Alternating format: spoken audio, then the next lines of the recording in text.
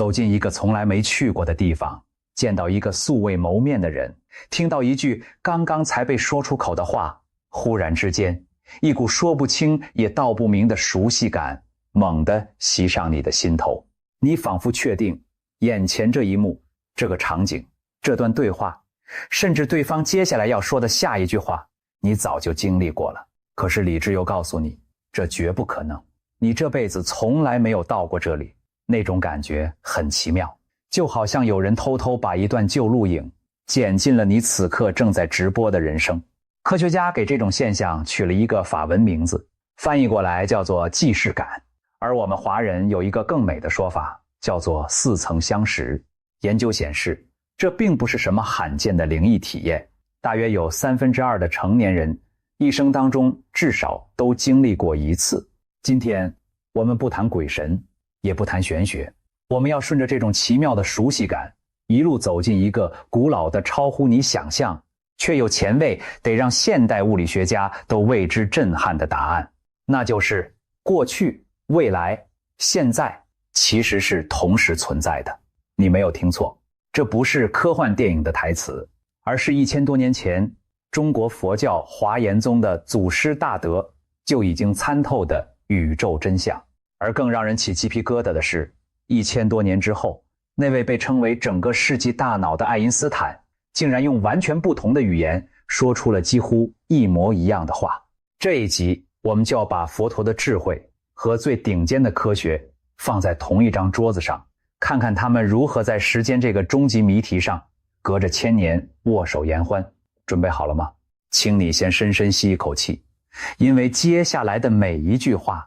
可能都會慢慢鬆動你活了幾十年卻從來沒有懷疑過的那個時間觀。你可能會問，探討這麼一個玄之又玄的時間問題，對我的日子到底有什麼用處呢？用處其實大得超乎你的想象。你有沒有發現，我們這一代人活得越來越焦慮，越來越不安？我們的身體明明就坐在這裡，可是我們的心卻永遠都在別的地方。不是在反覆咀嚼着過去的某一件憾事，就是在提前擔憂着未來還沒有發生的某一個變數。我們很少能夠真正安安穩穩地活在眼前的這一刻，而這一切煩惱最深的根源，其實就藏在我們對時間的深深誤解裡面。所以今天我們要一起拆解的，表面上看起來是一個哲學和物理的謎題，可實際上它是一帖能夠真正安頓我們這一顆浮躁不安的心的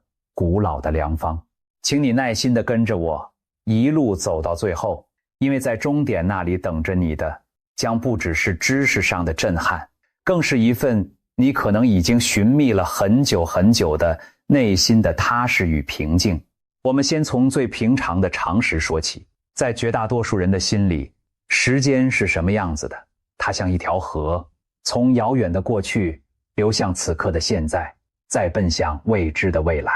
過去的水已經流走了，永遠回不來了。未來的水還在上游，暫時還沒有抵達。而我們就站在河中央那個叫做現在的位置，眼睜睜看着時光從指縫間哗哗流過。這個畫面太深入人心了，深到我們從來不覺得它有任何問題。可是讓我們認真地追問一句，那個所謂的現在到底在哪裡？當你說出現在這2個字的時候，說出現這個字的那一刻已經變成了過去。等你說到在這個字前一個瞬間又溜走了，你想抓住現在，可它比水還滑，你的手還沒碰到，它就已經不見了。現在這個點薄得幾乎沒有厚度，你永遠站不進去，因為你剛要踏進去，它就變成了剛才。這就有點恐怖了。如果過去已經消失，未來還沒有到來，而現在又薄得抓不住，那麼請問，真實存在的東西究竟是哪一個？我們每一個人難道都是活在一個既留不住過去，又摸不着現在，還看不見未來的夾縫裡嗎？我們拼命想要活在當下，可是當下這個東西，好像從我們一出生開始，就從來沒有真正被我們抓住過。它像一縷煙，你越是想握緊，它從你指縫溜走的越快。問題出在哪裡？佛陀在2500多年前就給出了一個石破天驚的提示。他說，我們對時間的整個看法從根子上就錯了。時間根本不是一條單向流動的河，把時間想成一條河，這件事本身就是一場精致的幻覺。要拆穿這場幻覺，我們得先把鏡頭拉近，近到一個你這輩子從來沒有觀察過的尺度，去看看短短1秒鐘裡面到底藏着什麼樣的秘密。你有沒有想過，1秒鐘到底有多長？在我們的日常生活裡，1秒鐘短的幾乎可以忽略，眨一下眼就過去了。可是在佛教的世界裡，1秒鐘簡直是一片浩瀚無邊的海洋。佛經裡有一套非常精密的時間單位，最小的那一個叫做剎那。這個詞來自古印度的梵語，我們今天說一剎那，形容的就是極短的時間。可是这個剎那到底短到什麼程度？根據一部叫做《僧祇律》的佛經推算，在一晝夜24小時裡面，竟然有多達480萬個剎那。換算下來，一剎那大約只有1秒鐘的1/75那麼短，這已經快到超出我們感官能夠捕捉的極限了。你連眨一次眼，這中間都已經溜過了好幾個剎那。可是佛陀還嫌不夠，另一部叫做《人王經》的經典裡說了一句更驚人的話：一剎那之中要經歷900次的生滅，生滅就是升起，然後又消失。也就是說，在短短一剎那，比你眨眼還要快幾十倍的時間裡面，這個世界已經悄悄地生了又滅，滅了又生，整整900回，而90個剎那才勉強構成我們心中的一個念頭。你算算看，在我們以為只是動了一個念頭的短短一瞬間，裡面竟然藏着超過8萬次的生生滅滅。這意味着什麼？這意味着你眼前這個看起來穩穩當當、連續不斷的世界，其實根本就不是連續的，它更像是一部電影。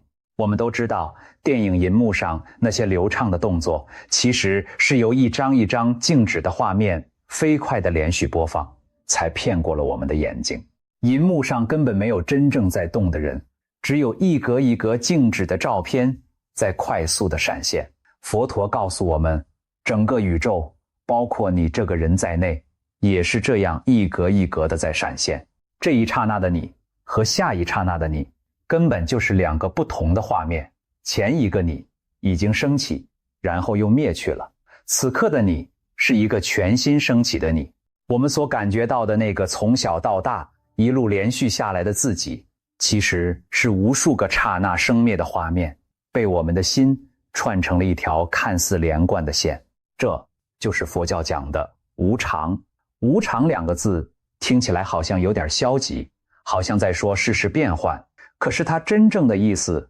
遠比這個要深刻得多。他說的是，這個世界上根本沒有任何一樣東西能夠在2個剎那之間保持不變。你的身體，你的念頭，你眼前的這張桌子，遠方的高山，天上的星辰，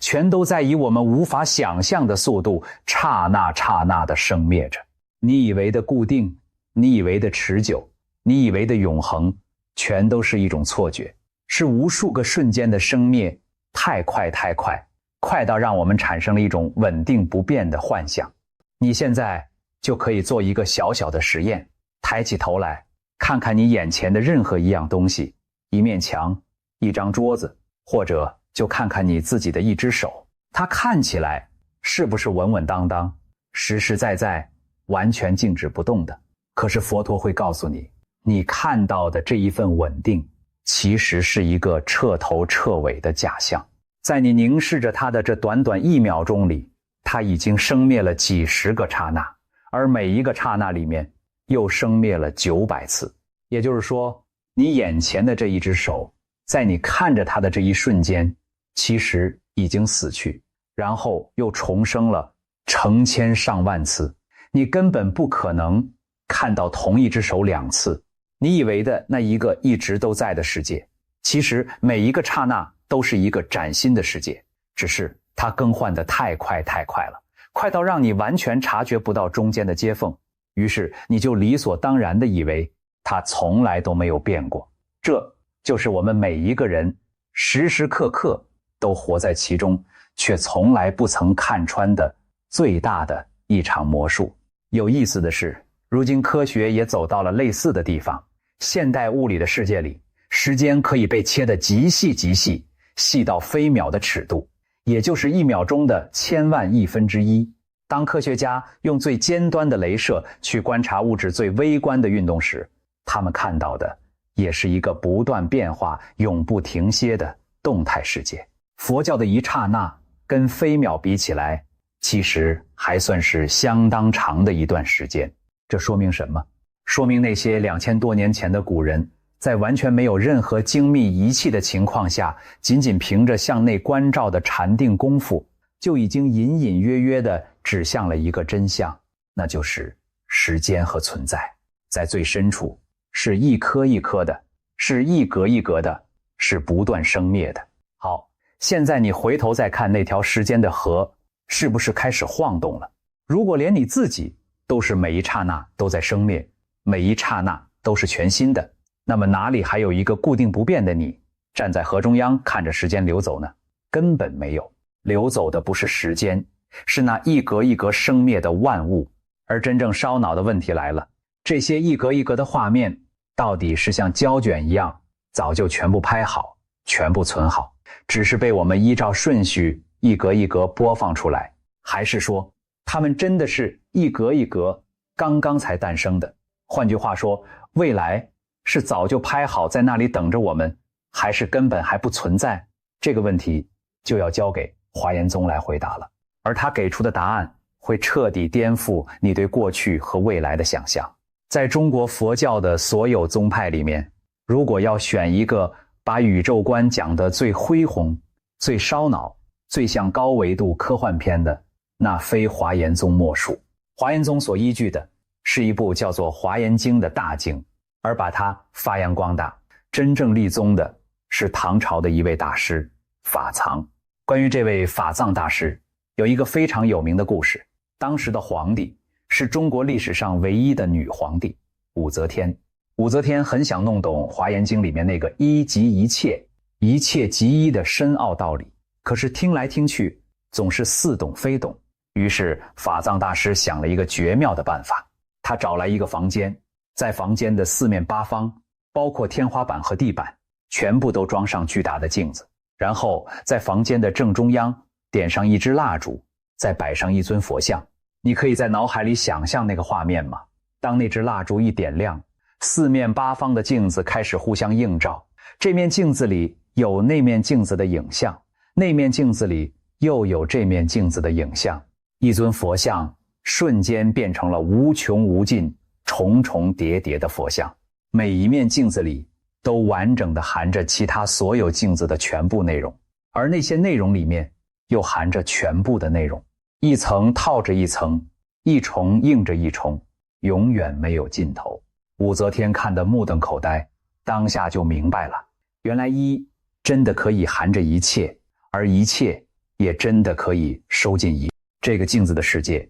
佛教還有一個更古老、更美的名字，叫做因陀羅網。傳說在天地的宮殿之上，掛着一張無邊無際的大網，這張網上的每一個結都鑲着一顆晶瑩剔透的明珠，而每一顆明珠都同時映現出其他所有明珠的影子。你隨便盯着其中一顆珠子看，就會發現這一顆珠子裡面映着全部的珠子，而那些被映進來的珠子影像裡，每一個又映着全部，如此互相映照，重重無盡，深不見底。這張網講的就是整個宇宙萬事萬物之間那種你中有我，我中有你，彼此含攝，牽一髮而動全身的關係。這種一即一切的道理，其實不只發生在時間上，也同樣發生在空間裡。佛教把它叫做世事無礙。這是什麼意思呢？就是說，宇宙之間任何一個最微小的事物，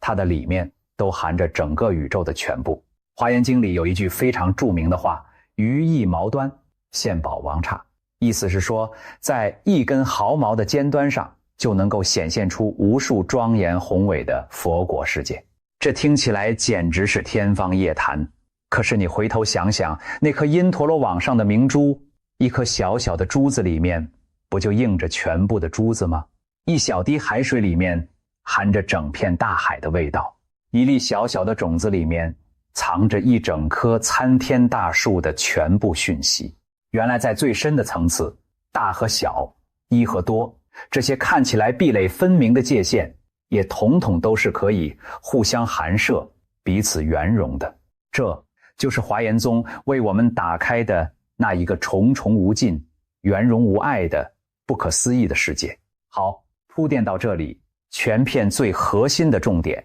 終於要來了。華嚴宗有一套講宇宙如何運作的核心學說，叫做十玄門。在這10扇玄妙的大門裡面，有一扇門專門講時間，它的名字叫做十世格法一成門。這扇門就是我們今天整篇影片最關鍵的那一把鑰匙。它到底是怎麼說的？華嚴宗說，時間有過去、現在、未來3世，這個大家都知道，但是妙就妙在後面。過去這一段時間裡面，它自己又有它的過去、它的現在、它的未来。現在這一段也有现在的过去，现在的现在，现在的未来。未来那一段同樣有未来的过去，未來的现在，未來的未來。你數數看，3乘以3，一共是9個時間。佛教把它叫做9世，而這9世統統都不離開我們當下的這一個念頭，全部收攝在這一念之中。所以再加上這總攝一切的一念，合起來就叫做10世。這是一個什麼樣的概念？這意思是說，在你此刻這一個念頭裡面，過去的過去，還有未來的未來，全部都在。過去並沒有真的消失到某個遙遠的角落，它就含藏在你的當下。未來也不是還沒有發生，飄在虛無縹緲的前方，它同樣蘊含在你的此刻。華嚴宗還有一句話，把這個道理講到了極致，叫做一念即無量劫，無量劫即一念。劫是佛教裡面最長的時間單位，長到幾乎無法用數字去計算。可是華嚴宗說，這無量無邊、長得不可思議的漫漫時光，和你當下這一個轉瞬即逝的念頭，本質上竟然是同一件事，它們可以互相含攝，彼此貫通。一念之中藏着永恆，而永恆也不過就在這一念之間。你發現了嗎？在華嚴宗的眼裡，時間根本就不是一條線，它是一張網，一張像因陀羅網那樣，每一個時間點都含着其他所有時間點的重重無盡的立體大網。過去裡面有未來，未來裡面有過去，而所有的時間都同時映現在當下這一顆明珠上。這就是佛教時間觀最震撼，也最容易被我們忽略的核心。它顛覆的不只是我們對時間的看法，更是我們对整個存在、對自己這一生的理解。可是講到這裡，你心裡一定會冒出一個強烈的懷疑，這也太玄了吧？這會不會只是古人的一種哲學想象，一種宗教的美麗比喻而已？怎麼可能是真的呢？別急，接下來我們要正式請出一位重量級的證人，他不是和尚，也不是修行人，他是一個徹頭徹尾只相信實驗和數據的科學家。而他在完全不知道華嚴宗，甚至可能沒聽過因陀羅網的情況下，僅僅用冰冷的數學和物理，就得出了一個幾乎一模一樣的結論。在愛因斯坦出現之前，人類對時間的科學認知是由另一位巨人牛頓奠定的。牛頓認為時間是絕對的，它就像一隻永不停歇的宇宙大時鐘，在整個宇宙的每一個角落都以完全相同的速度均勻地流逝着。無論你是在地球還是在遙遠的星系，此刻就是此刻，大家的現在是同一個現在。這其實也正是我們每一個人心裡那條時間之河的科学版本。牛頓的時間是全宇宙一起讀秒的同一隻碼表。然後1905年，一個當時還在專利局裡當小職員的年輕人愛因斯坦發表了他的狹義相對論，一舉就把牛頓這座莊嚴的大鐘給砸得粉碎。相對論裡面有一個結論，簡直是和我們的常識為敵。它有一個名字，叫做同時性的相對性。這句話聽起來很拗口，但道理其實可以講得很清楚。愛因斯坦證明，兩件事情是不是同時發生，並沒有一個標準答案，它取決於觀察者的運動狀態。對於站在地面上不動的你來說，是同時發生的兩件事；對於另一個正在高速運動的人來說，可能就不是同時的了，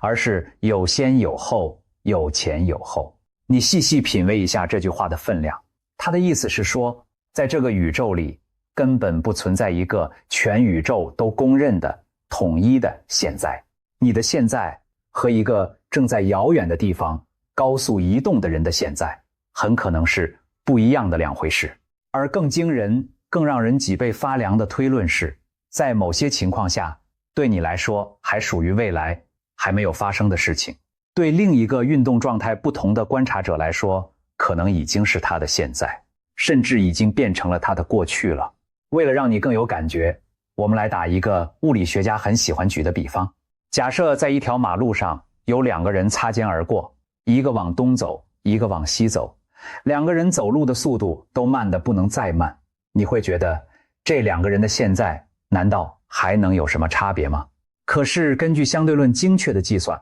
如果把眼光放到非常非常遙遠的地方，比如說幾百萬光年之外的一個星系，那麼對這個往東走的人來說，是現在正在發生的事情；對那個往西走的人來說，可能是好幾天以前就早已經發生過的事情了。你沒有看錯，僅僅是走路的方向不同，這麼一點點微不足道的差異，就足以讓兩個人的現在這一條線在遙遠的宇宙那一端錯開整整好幾天。這說明那個我們深信不疑，以為全宇宙都完全一樣的現在，根本就是一個幻象。你的現在，我的現在，和一個往不同方向走的人的現在，可能指向的是完全不同的宇宙切片。如果過去、現在、未來之間的那條界限會隨着觀察者的不同而移動，那說明什麼？說明這條界限根本就不是客觀真實存在的，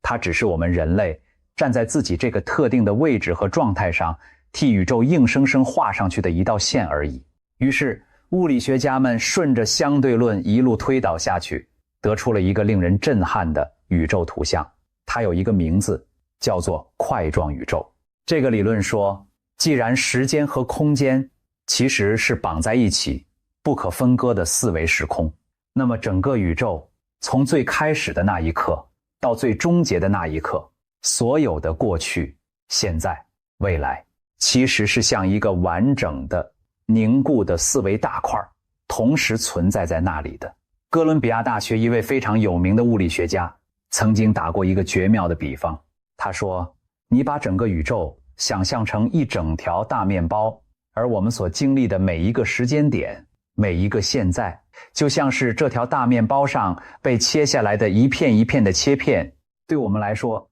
我們好像是順着這條麵包一片一片的往前經過，所以感覺到時間在流動。可是實際上呢，整條麵包從頭到尾的每一片早就完完整整的同時的存在在那裡了。你童年的那一片，你此刻的這一片，還有你尚未到來的老年那一片，統統都在，一片都沒有少。過去並没有消失，它還好端端的待在麵包的那一頭，未來也不是不存在，它早就在麵包的另一頭靜靜地等着你了。還有一位當代很有名的物理学家，也用另一種方式描述了同樣的一幅畫面。他說，如果你能夠站到那個四維时空的整體之外，去俯瞰這個宇宙，你會看到一幅什麼樣的景象？你會驚訝地發現，那裡什麼都沒有在動，什麼都沒有在流逝，過去、現在、未來，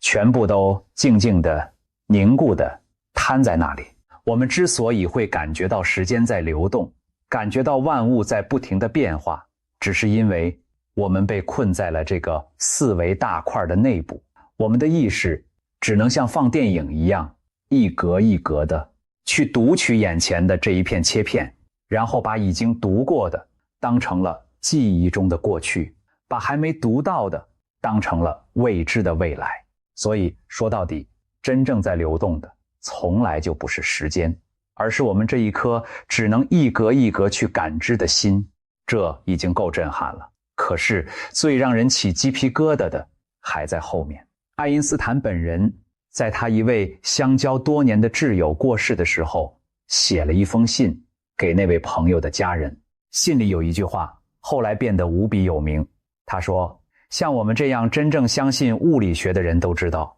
過去、現在和未来之间的區分只不過是一種顽固而持久的幻覺。請你把這一句話和1000多年前華嚴宗那句一念即無量劫並排放在一起，反反复复地讀上幾遍。一個是20世紀最偉大的科學家，用相對論和数學方程式斩釘截鐵地說，過去、現在、未來的區分是一種幻觉，三者是同時存在的。一個是唐朝的高僧，用因陀羅網和一念实事深情地說，過去和未來都含藏在当下，时间互相含摄，重重无盡。他們一個向外走，把望遠鏡對準了浩瀚無垠的宇宙深空；一個向內走，把關照的目光收回到自己那一個念頭之間。可是他們走着走着，竟然在時間這座終極高山的山頂上不期而遇了。他們用着完全不同的語言，比手劃腳地說着同一件事。這難道真的只是一場巧合嗎？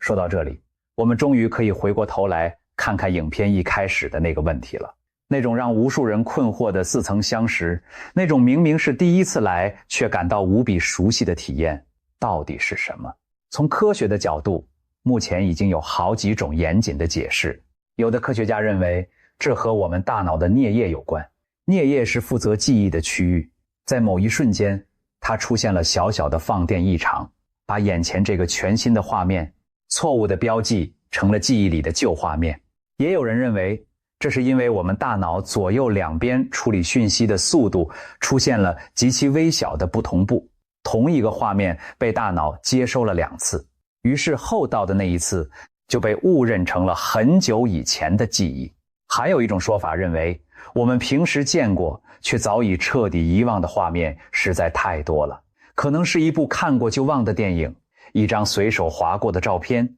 這些記憶的碎片悄悄藏在我們的潛意識裡，某一天忽然被眼前的場景勾了出來，於是就形成了那種說不清來歷的熟悉感。這些解釋都很有道理，也都是站得住腳的科學研究。可是當我們了解了佛教的时間觀，又聽過了塊狀宇宙的面包理論之後，我們是不是可以帶着一份謙卑，也帶着一份好奇，多想那麼一層？如果過去、現在、未來真的像華嚴宗和物理學家說的那樣是同時存在的，是重重含摄的，那麼在極其偶然的某一瞬間，我們平時那層厚厚的只让我們感知現在的知覺外殼會不會出現一道極其細微的裂縫？就在那一剎那，我們是不是不小心瞥見了本來就同時存在在那裡的另一個時間的畫面？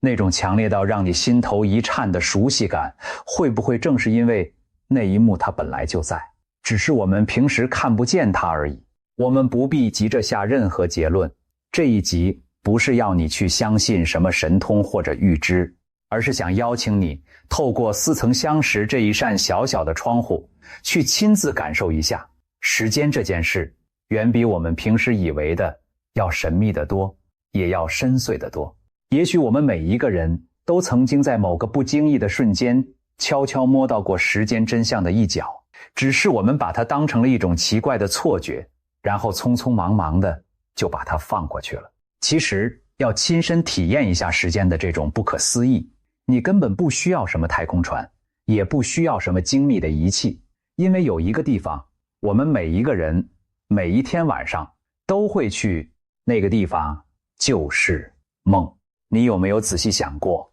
夢裡的時間到底是怎麼一回事？在夢裡，你可能經歷了一整天的悲歡離合，走過了千山萬水，見了好多好多人，說了好多好多話。可是當你猛地一驚醒，看看時鐘，才發現現實裡不過才過了短短幾分鐘而已。夢裡那麼漫長，那麼真實的一段時光，在現實中竟然被壓縮進了短短的一瞬間。這說明什麼？這說明時間的長短並不是一個固定死板的東西，它會隨着我們心識的狀態而伸縮而變形。中國古代就有2個非常有名的故事，說的正是這一件事。一個叫做黃粱一夢，一個叫做南柯一夢。故事裡的主角在夢中享盡了一生的榮華富貴，做了大官，娶了美嬌娘，兒孫滿堂，經歷了整整幾十年的人生起起落落。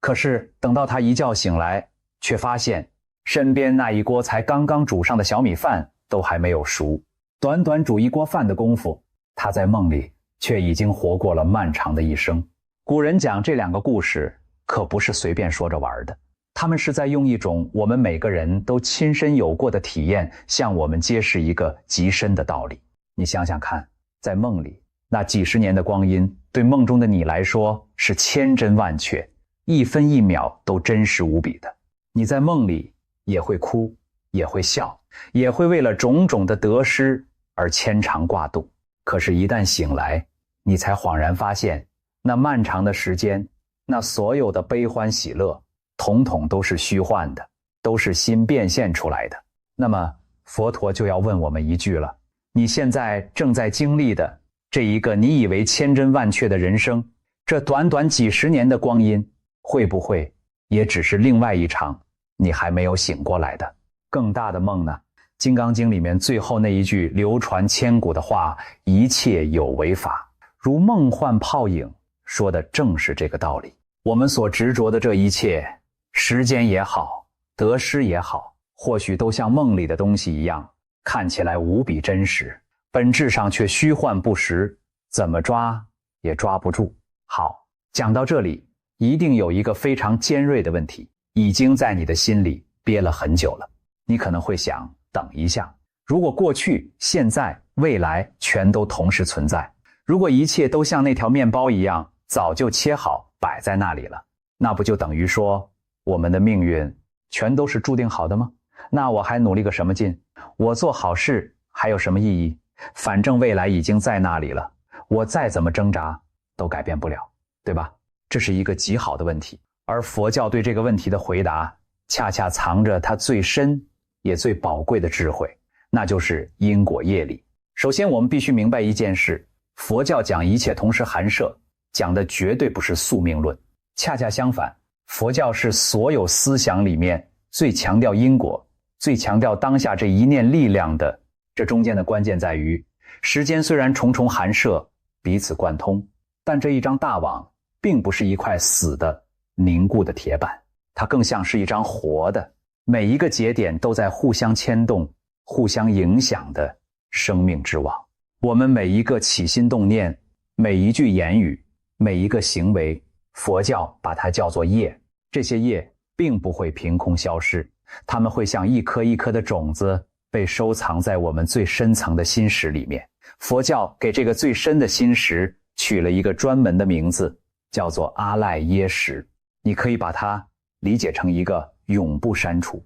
忠實記錄了我們一切造作的宇宙硬碟。而這些種子會在因緣成熟的時候開花結果，這就是我們常說的因果。佛門裡有一句話講得非常透徹，若知前世因，今生受者是；若知後世果，今生作者是。你想知道自己的過去種了什麼因嗎？看看你今生所承受的一切就明白了。你想知道自己的未来会是什麼樣的果嗎？看看你當下正在做的一切就知道了。現在把因果和一念含攝實事結合起來看，你會發現一件非常驚人的事。既然我們當下的這一個念頭含攝着過去和未來的全部，那麼你此刻起的這一念，做的這一件事，它的影響就絕不只是單純的流向未來而已，它更像是一顆石子投進了那張重重無盡的因陀羅網，它激起的漣漪會沿着整張大網，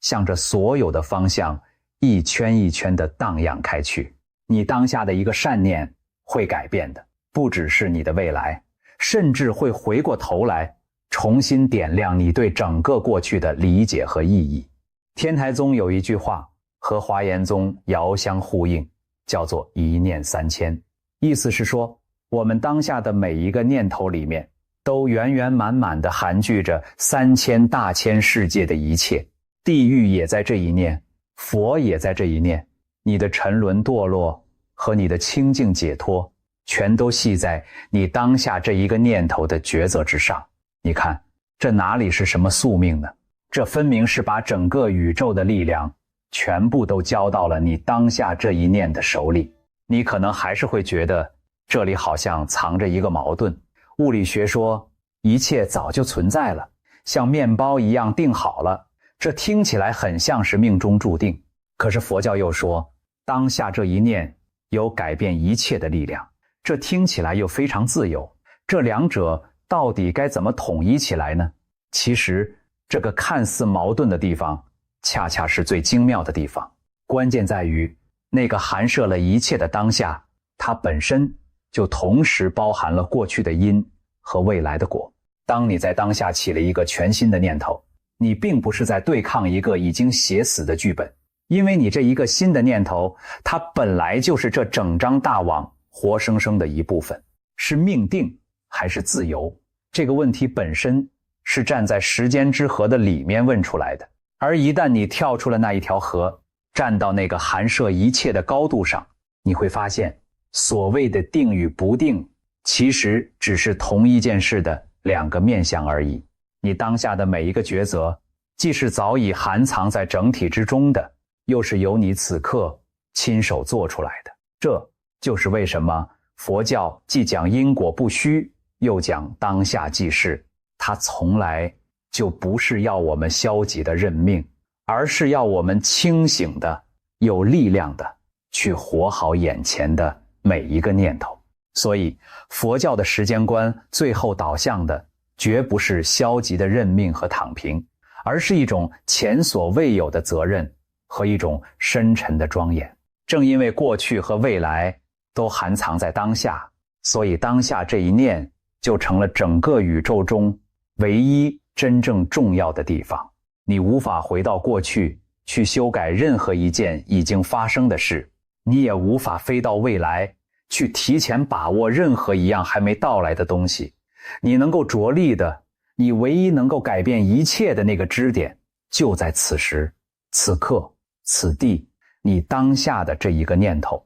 說到當下這一念的力量，佛教史上有一個特別精彩的故事，最能一針見血地點醒我們，讓我們看清楚自己平時到底是怎樣白白錯過當下的。這個故事的主角是唐朝一位叫做德山的禪師。這位德山在出家人裡面是一個不折不扣的大學霸，他精研佛經，尤其是對一部叫做《金剛經》的經典鑽研得滾瓜爛熟，還親自寫了厚厚的一大部注解。當時他聽說南方流行一種頓悟成佛的禪法，心裡很不服氣，覺得成佛哪有這麼容易，一定是那些人在誤導世人。於是他挑起自己那一大擔得意的注解，浩浩蕩蕩地南下，準備去把那些禪師一個一個地駁倒。走到半路，他肚子餓了，看見路邊有一個老婆婆在賣點心，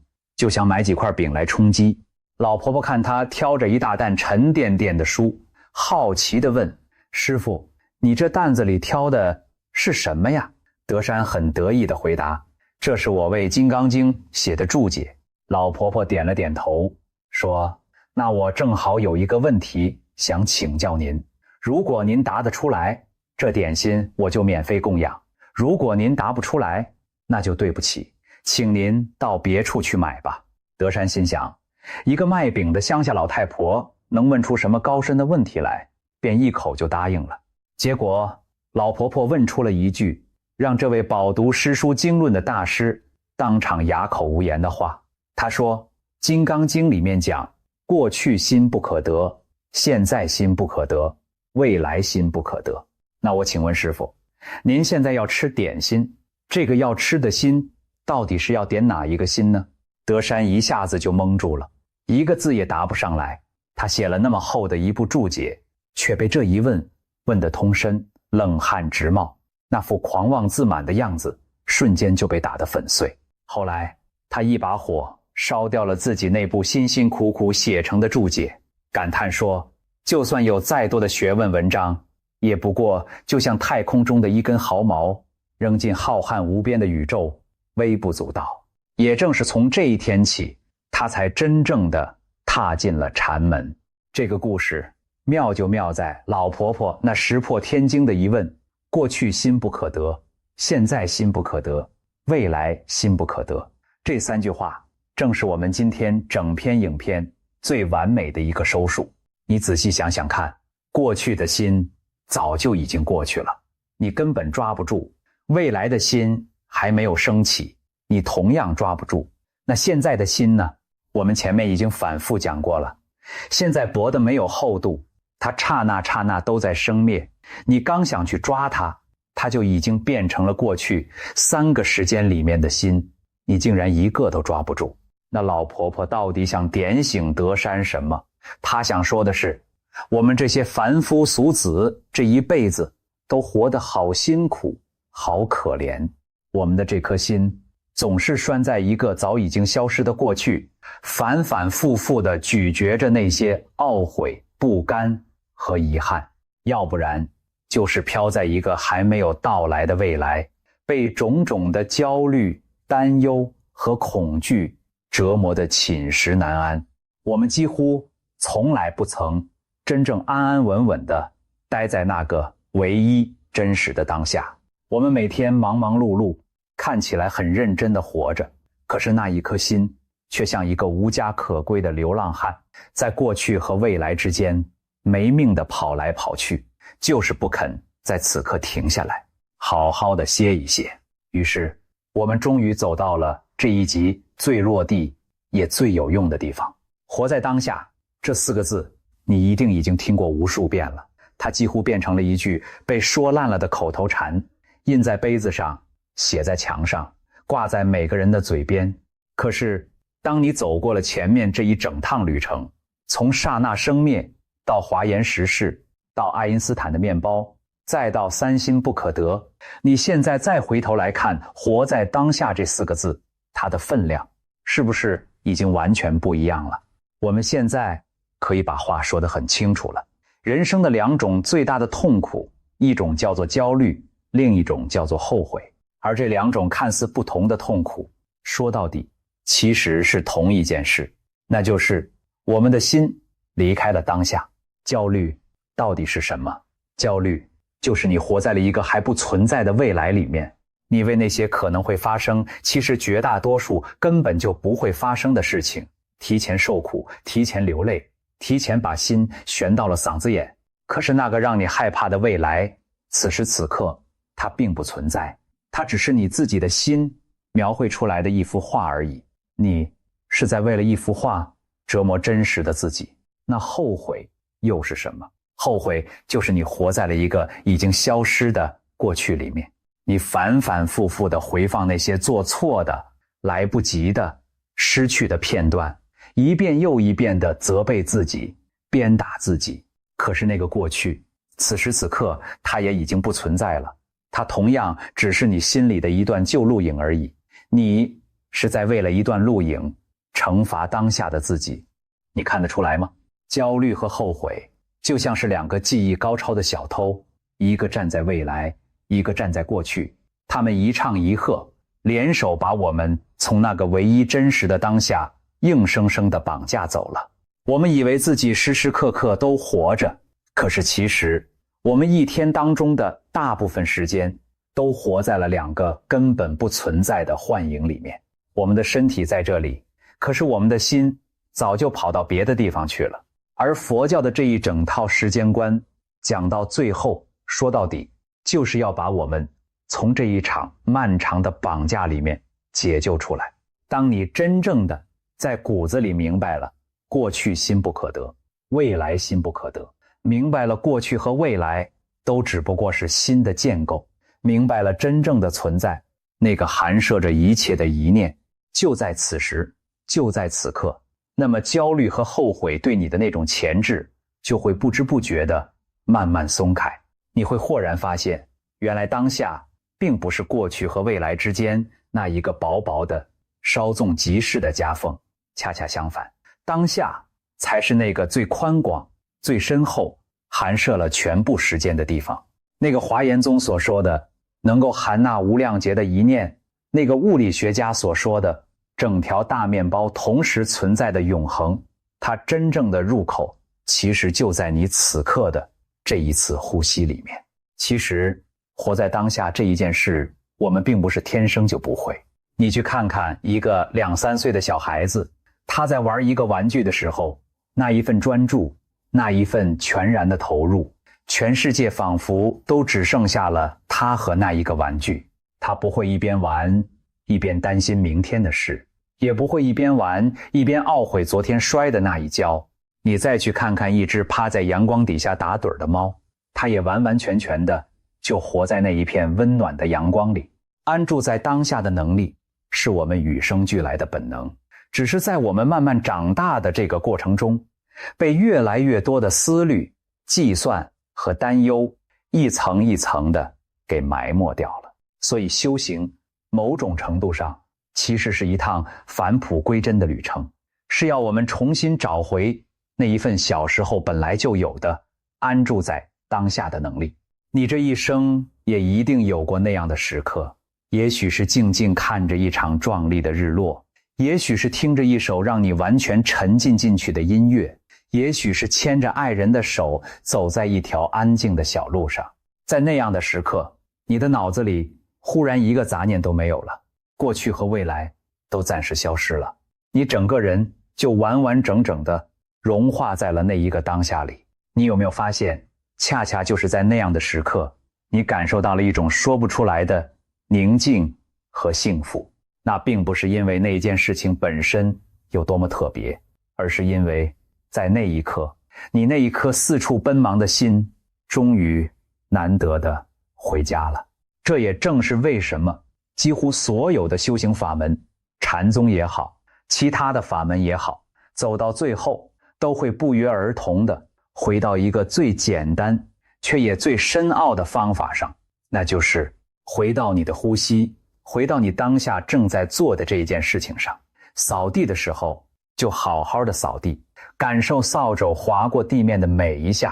吃飯的時候就好好的吃飯，嘗一嘗嘴裡食物真正的滋味；和你所愛的人在一起的時候，就全心全意的和他在一起，不要一邊陪着他，一邊心早就飛到了別處。這不是什麼故弄玄虛的大道理，這是把你那一顆四處流浪的心，一次又一次溫柔的把它牽回家，牽回到那個唯一真實也唯一擁有力量的地方，那就是當下。講到這裡，這一套時間觀其實還藏着一份可能是它最溫柔也最能撫慰人心的禮物。而對於我們這個年紀的人來說，這一份禮物尤其顯得珍貴。我們這一生總會經歷失去，失去我們深愛的親人，失去我們珍惜的朋友，也終將要面對我們自己生命的盡頭。我們之所以會為此而如此的悲傷，如此的恐懼，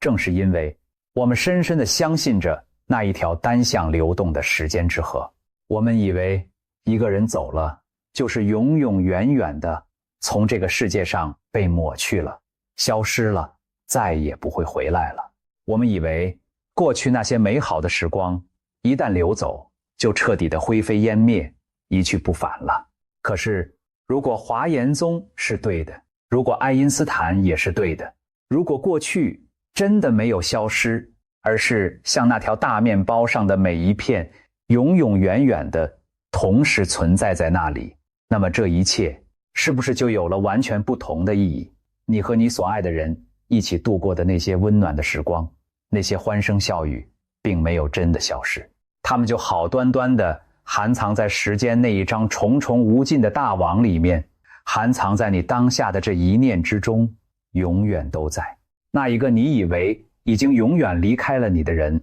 在時間的那一頭，其實從來都不曾真正的消失過。佛教有一個詞叫做不生不滅。從剎那生滅的那一個層面來看，萬事萬物確實都在生生滅滅。可是從那個含攝了一切、超越了時間的更高層面來看，其實什麼也不曾真正的升起，什麼也不曾真正的消滅。生和死，來和去，或許也只是我們站在時間之河的裡面，替宇宙硬生生畫上去的另外一道界限而已。當你真正明白了這深深的一層，那一份對失去的錐心之痛，那一份對死亡的深深恐懼，是不是也能夠稍稍的得到一點點的釋懷和安頓？好，讓我們回到最開始的地方，回到那個讓你心頭一顫的似曾相識，回到那個孩子仰着頭問大人时間到底跑到哪裡去了的天真困惑，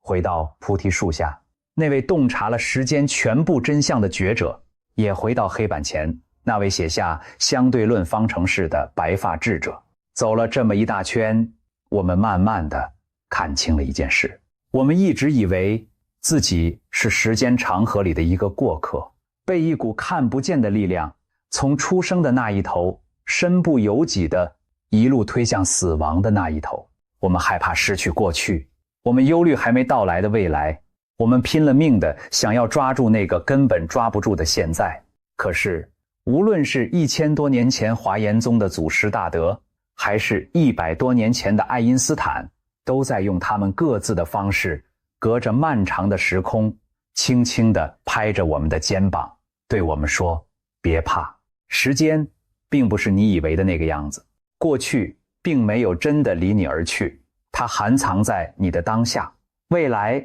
也並不遙遠縹緲，它就蘊藏在你的此刻。你不是一個在时間裡奔波勞碌的旅人，你一直也永遠只安住在這裡，安住在這個含攝了一切的當下的一念之中。這一念就是全部的永恆，這一次呼吸就裝得下整個宇宙的過去和未來。所以下一次，當那種奇妙的似曾相識的熟悉感再一次悄悄地向你襲來的時候，請你不要害怕，也不要匆匆忙忙地把它當成一场錯覺，就放它過去了。也許那正是浩瀚無垠的宇宙在輕輕地提醒着你，時間從來就不是一條只會單向流走的河，過去、未來、現在或許真的就同時存在，在此刻就存在在你這一次緩緩的深深的呼吸之間。